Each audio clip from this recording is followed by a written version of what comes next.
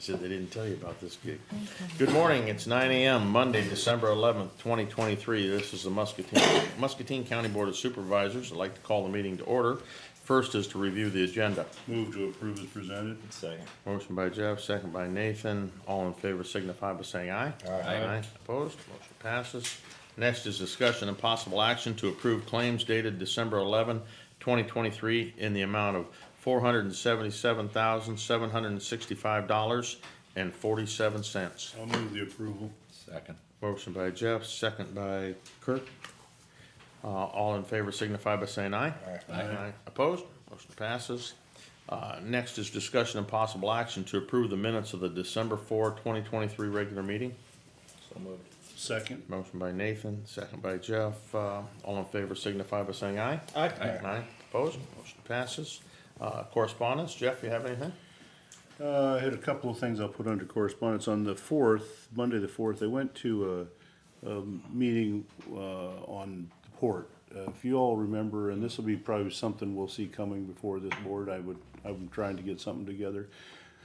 So if you remember in 1819, Colonel Sinkler put together the ports of Corn Belt ports, he called them, which is basically a linear port, because of the challenge has been that because this area has never gotten credit for the grain that's loaded and offloaded and all the activity on the river. We'd never got federal funding for improvement to the navigation, the waterway, the locks, and et cetera, et cetera. So he created what he called the Corn Belt ports, and that was driven by creating a port statistical area, which they actually, then terminals report their activity and it goes and it gets aggregated up and credited towards this area. Well, lo and behold, we do that, he does that, and a number of ports got knocked off the top 100 and our ports came up in the top 50, which means they get elevated significantly in the funding stream, so now they've changed the rules. So port statistical areas are these lateral ports, are putting them off and separating them off. So he's a proponent. He says, really y'all have ports today. And so he's recommending that we go through an initiative they just did it in Rock Island, city of Rock Island, where it's not taking it over, it's just a designation. It sounds like maybe there's some other legislation we might need to work on, but he's gonna send sample resolutions. So he'd ask that the county, say the ports of Muscatine County, and then that way all of the terminals in Muscatine County could be aggregated together, the activity, and then we'd be eligible for transportation funding or maritime funding is really what it is. So that was on Monday, and then on the 6th, I attended that housing council meeting here in Muscatine. That was it. Okay, Nathan? We got a letter, I think all of us did, from Liberty Renewables about the wind project. They're gonna be having a public drop-in event on December 13th from 2 to 8 p.m. at the West Liberty, at the fairgrounds in West Liberty. I was trying to figure out, is that the same group that did that before? So Right. I think so. they're believe round it is. two or? Okay, Second or third meeting, isn't it, they've had now? I did get that It as looks well. like just a I think listening it's the post third, kind of It's the thing. third one, I think. So, It's like the third. I think I hit the second one, and now this will be the third. so if anybody's interested, 2 to 8 Wednesday at the fairgrounds. And that's Okay. all I got. That's all you got? I had that same correspondence with Liberty. That's all I had. Danny? Yeah, that'd be all I had. Kirk? Same thing. Same? Okay. Committee reports, Jeff? Nothing You have- to report. Nothing?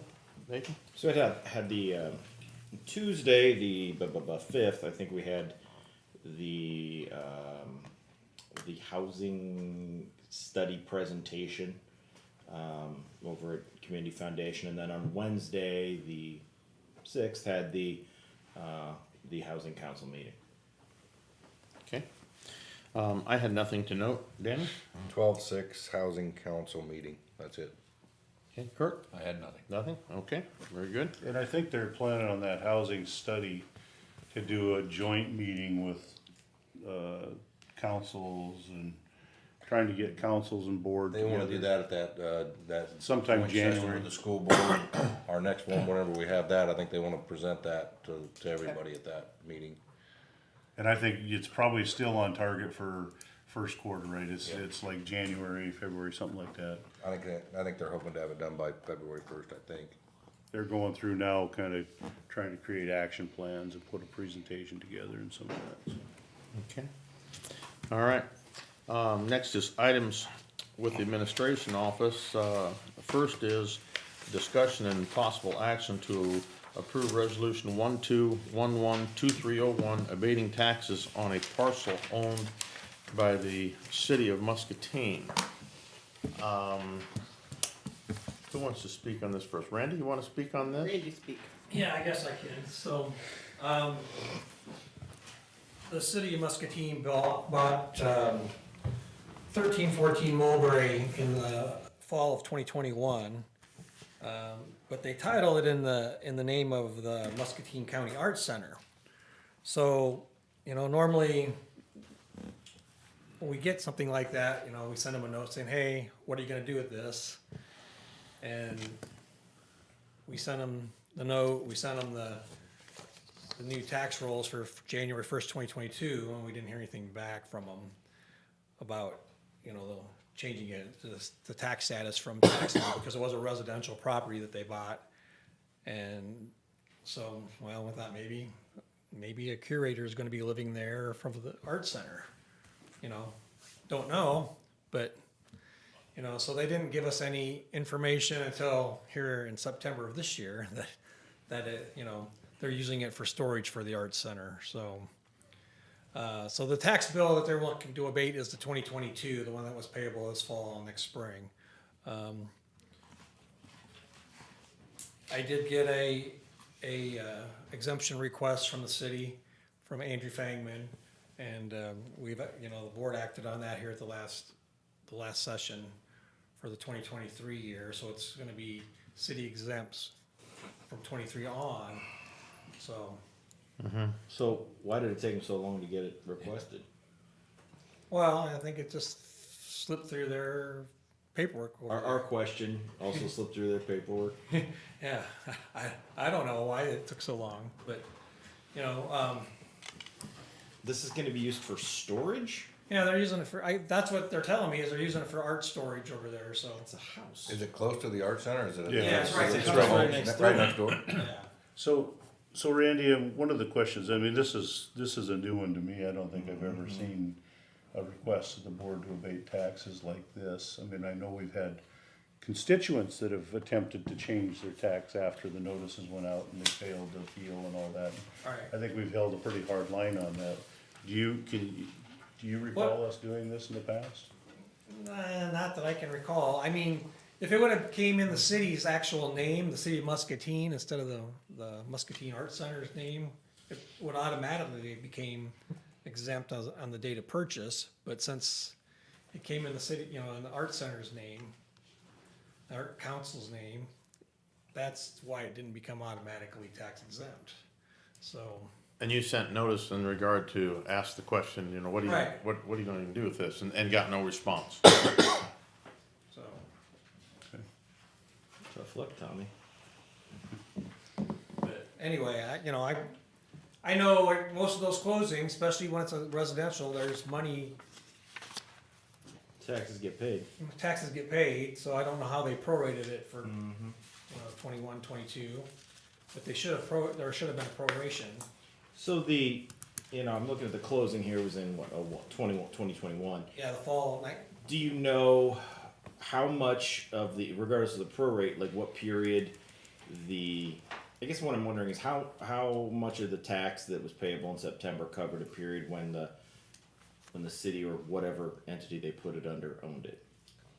Well, I have the record that in September of 21, the city paid a special assessment and the second half, the March installment of the 2020 taxes. And then again in September of 22, they paid the full year of 2021 tax. Right. So this would be a So- period from which they entirely occupied it. Right. And what was the special assessment? Does it show? $232. But for what? The city turned something in, so this was a property that they evidently They had to had to maintain. maintain and do something to. I wanna make sure I understand that. In 2021, they paid the taxes on this property, both 2021 and 2022. And that's when they acquired and then they it. obviously, somebody caught on that, hey, we need to make, Well, they acquired it in that time frame, right? So they had some kind of a lien, a tax lien with an assessment they put on it. They caught that up in the closing, cleaned up their title, paid all the taxes up. And then, so they would have been prorated from the private landowner in the sale up into the date of the closing. And so now, is that what they're asking to abate, is from the date of the closing to current? No, they're asking to abate the 2022 taxes. So Full 2022. after they had full possession of it for a whole year. They took possession in 21. So, Yeah. do we know, I mean, so the taxes I see that are delinquent from September, not necessarily from March, and are they gonna get exempted on the March ones? No, So this is asking for exemption for the whole 6286. Correct. yes. And how much of that would go to the school district and how much of that would go to the county, roughly speaking? well, it's the city rate, so almost 50% to the schools or 47% to the schools and. Yeah, I'm not You know, interested in screwing the school good district portion. over and frankly the county over because they had a paperwork problem. I think the cost should be borne by the city for that paperwork problem. And that's pretty Am I much. crazy? I mean, Well, I know where I'm at. I agree. so I'm gonna move to disallow it. Well, you wanna make a motion on, that we approve the resolution, and then I'll second it, and then we can take a vote? Oh, wait, so what's the resolution? The discussion of possible action to approve, the resolution is to abate the taxes, But yeah, I would move that we consider the resolution. and I will second that. And this is a roll call vote. Joe? Nay. Nay. I vote nay. Danny? Nay. And Kurt, nay. It's been disallowed.